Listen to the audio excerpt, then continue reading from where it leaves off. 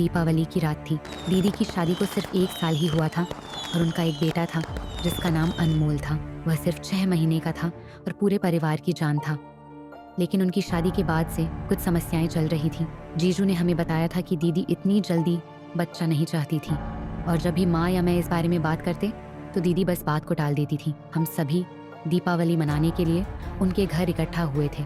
मैं बाहर बैठने ही वाली थी कि दीदी ने आवाज़ लगाई, अंजू, शेल्फ पर कुछ बचे हुए पटाखे रखे हैं, उन्हें ले आ, आज सब फोड़ डालते हैं। वह खिलखिलाकर हंस रही थी। आज दीदी बहुत खुश थी। मैं पटाखे लेने के लिए दौड़ी। पास के कमरे से अनमोल के रोने की आवाज़ आ रही थी।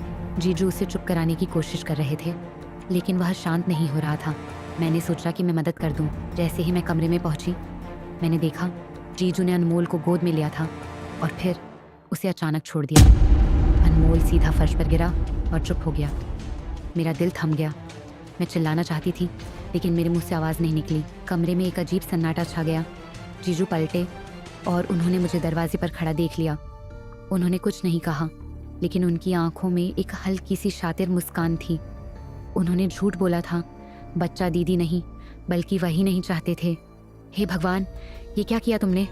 अचानक वो जोर से चिल्लाए। उनकी आवाज़ से मेरी रूह कांप गई। मुझे एहसास हुआ कि मैं बुरी तरह पसीने से भीग चुकी थी। मेरे चारों तरफ से लोग भागते हुए अंदर आ रहे थे लेकिन मैं जैसे पत्थर बन गई थी। सब चिल्लाने चीखने लगे।